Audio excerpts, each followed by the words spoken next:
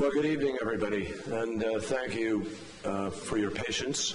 We appreciate the opportunity to be able to share a few thoughts with you after the events of the day.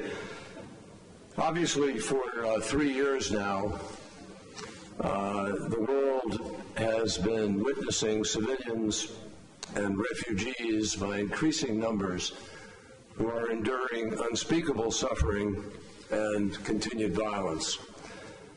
Today, both sides sat in the same room for the first time since the war began. And as all of you know, this has not been an easy road to bring people together. The hurdles have been enormous. Government resistance, opposition resistance, different factions, different groups, a real tug of war, so to speak, within the war. But finally, the global community, through the force of the Geneva I communique and through the force of diplomacy and insistence on the political solution being the only viable long-term solution, finally people came together. No one should doubt, no one's trying to gloss this over, that this is the beginning of a tough and complicated process. But the truth is that today, I think what leapt out from more than 40 countries and organizations in articulate, well-thought-out presentations from more ministers than I have seen assembled in one room at any time other than at the United Nations itself. A very significant gathering of ministers who took the time to come and all suggest together how this must end. That it has to have an inclusive Syria where every citizen can live in dignity, led by a government that the people of Syria empower with their consent. So the fact that 40 countries and organizations came here from near and far, from Asia, from South Central Asia, from Europe, from America, from the North American continent, from Latin America, from Africa, North and South, all came united in support of the Syrian people, in support of their hopes for the future of Syria, and in support of the Geneva Communique, which does one thing that is of great significance. It recognizes that a political transition is the only way to go, and that the political transition required under Geneva I is a transition government with full executive authority by mutual consent. Every entity here today, with one exception, talked about that and embraced the Geneva I communique. It is significant that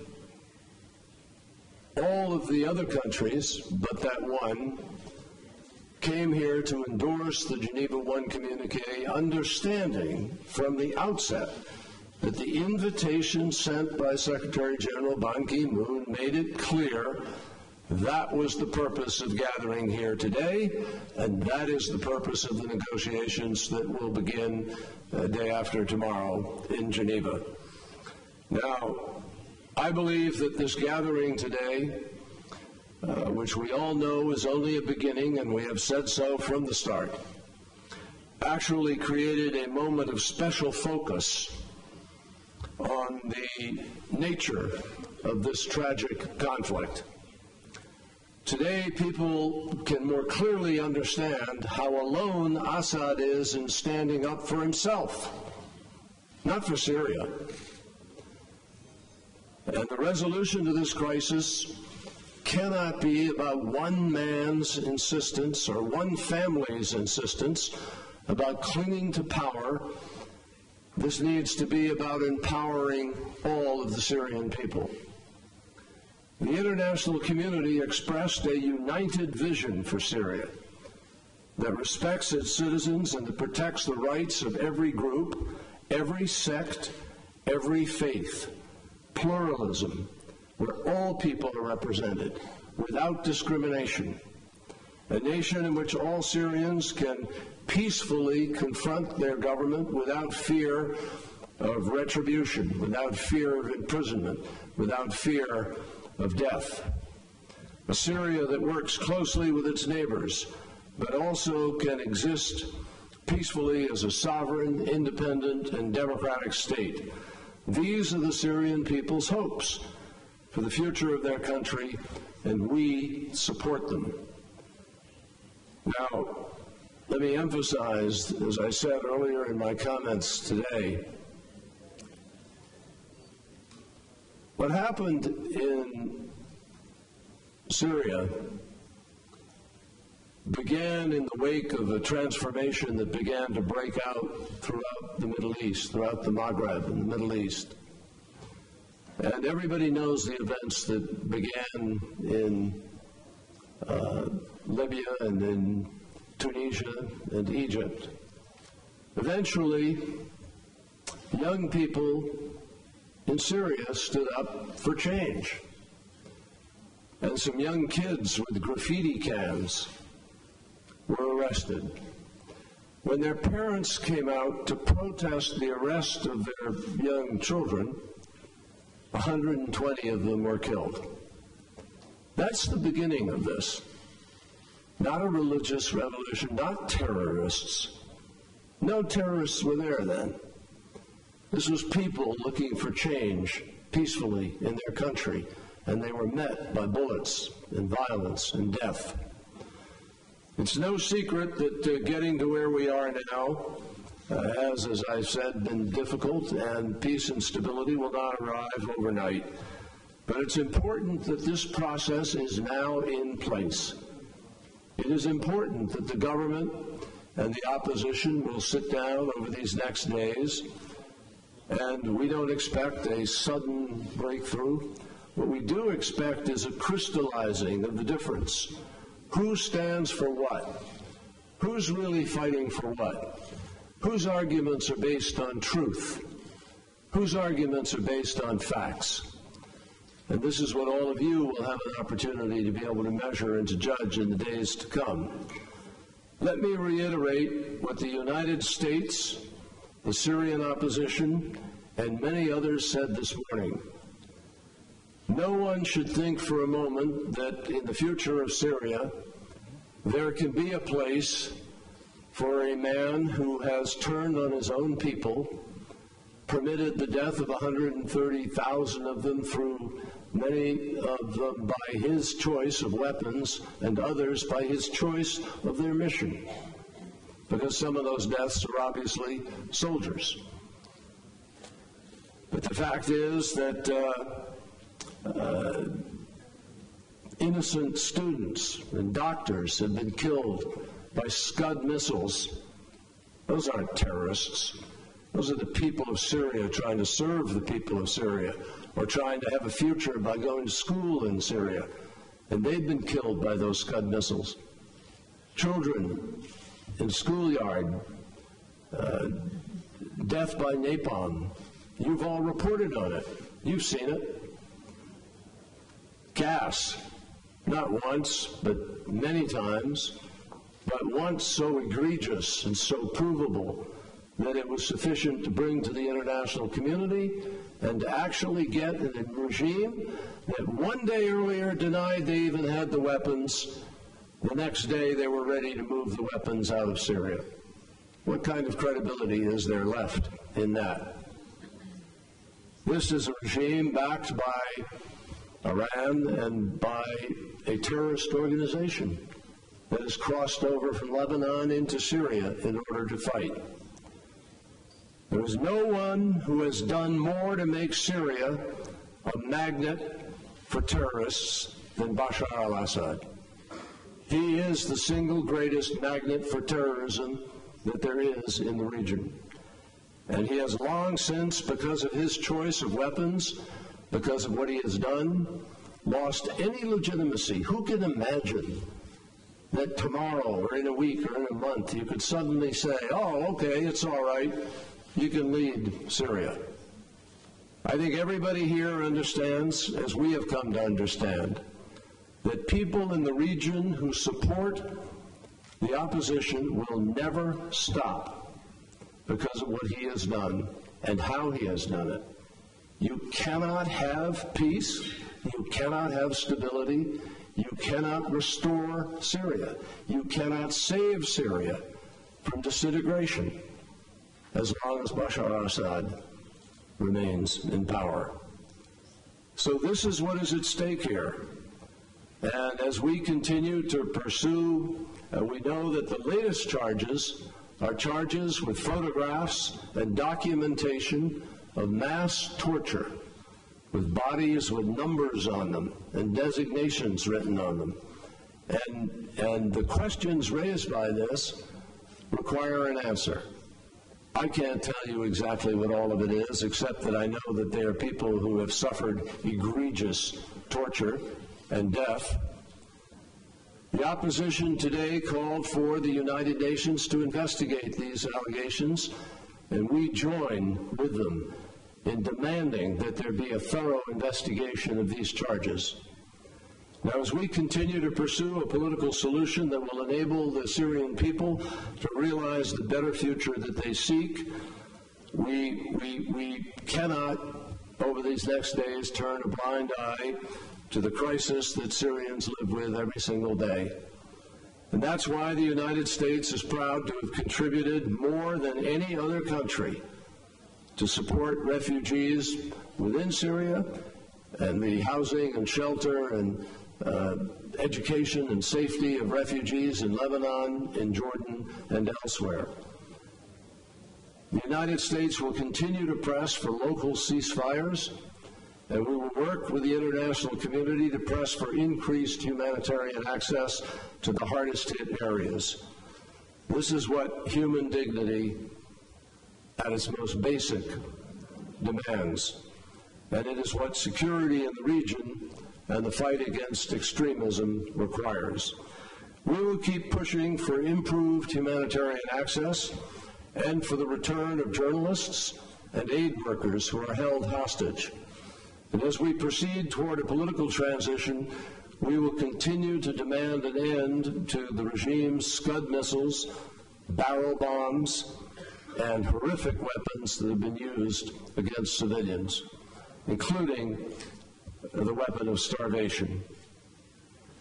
We are joined by the international community in calling for Assad to stop using these tactics. And today you heard a universal condemnation of Assad's violent assaults and his use of starvation as a weapon of war, which is, by the way, a war crime.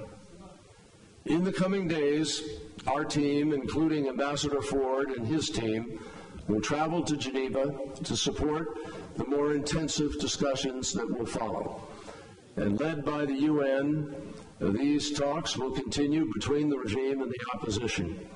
We all know the process ahead will be difficult, but what I would like on behalf of President Obama and the American people, for the Syrian people to know, is that we will continue to support the people of Syria, broadly spoken, every step of the way, as they fight for freedom and for the dignity and stability and security in the future that they deserve. Be happy to take a few questions. I think Jen will call on the one at a time, please. The first question will be from Margaret Brennan of CBS News. Thank you very much, Mr. Secretary. Diplomacy typically works when there's a parallel pressure track. Should increased support to the armed opposition be a consequence if this round of diplomacy fails? And what assurances do you have that the Syrian opposition will still participate in this diplomacy, given that today the Syrian foreign minister blasted them and questioned the very premise of this conference and explicitly said that Assad's exit is not an option? Did that surprise you? No, that was fully what we frankly expected.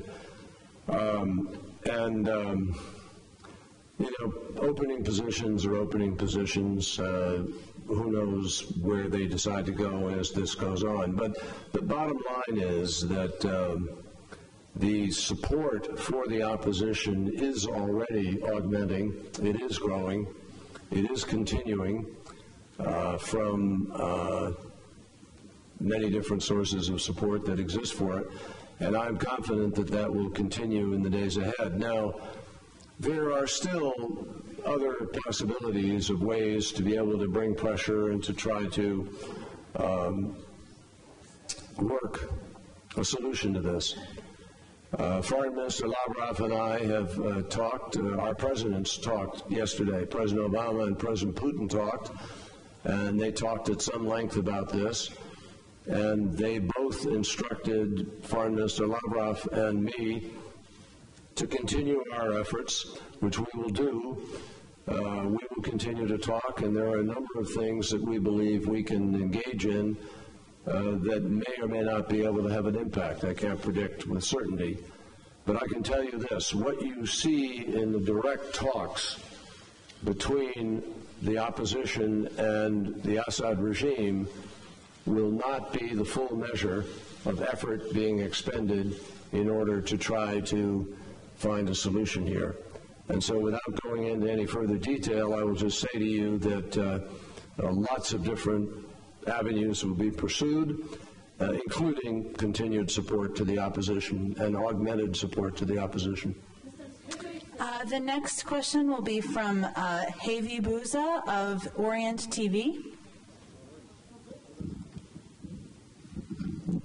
Thank you, Secretary Kerry. My question is, there's some fears that from Secretary Lavrov today's speech and the Assad regime in general, that they're going to try to use the Geneva talks to use more time and to, spend more time. Is there going to be any time frame or timetable that's going to be set for the Geneva talks to deliver results? And what is after Geneva? What is the alternative solution if the Geneva talks don't work? Thank you. Well, we're not going to talk about after Geneva on the first day that Geneva starts. Geneva today is the opening statements, and the beginning of the negotiation is on Friday. I expect that there'll be a first round, maybe a second round. Look, negotiations to end wars, particularly complicated, difficult confrontations and conflicts like this sometimes take a long time. You can go back and look at Bosnia, Kosovo. You can look at other open conflicts. You can look at, go back as far as Vietnam and think of all the hours spent just deciding the shape of the table. I think a whole year before they even began to talk. So talk takes a while. None of us are satisfied with leaving Syria to the kind of horrendous acts that have been engaged in, which is why I said there will be parallel efforts being made even while the talks are going on in order to try to find different pressure points and different ways of finding a solution. But my sense is that this is already one of the worst catastrophes of humanitarian crises in the world today. You have upwards of 9 million people displaced and in refugee status. The burden on Jordan is growing and significant. The burden on Lebanon is growing and significant. The increase of the number of terrorists and terrorist groups is unacceptable to any nation that cares about stability and the long-term safety and security of our people. So this crisis is growing, not diminishing. And I believe the impact is going to continue to be felt in ways that's going to compel others to think in many different ways about what the options may be as we go down the road. I'm not going to go into those now, but clearly the importance of today cannot be underestimated in terms of focusing people's attention on the nature of the crisis and the ways in which it is actually getting worse, not better. So it's up to all of us to do our best to try to make sure that Geneva and or one of the parallel tracks works. And I'm not going to talk about I'm not going to talk about the possibilities of it not finding some road forward. The next question will be from Kim Gaddis of BBC News. Mr. Secretary, thank you very much for taking our questions. Iran was disinvited from this conference because Tehran did not endorse the Geneva communique. But then clearly, as we saw today, neither does the Syrian government.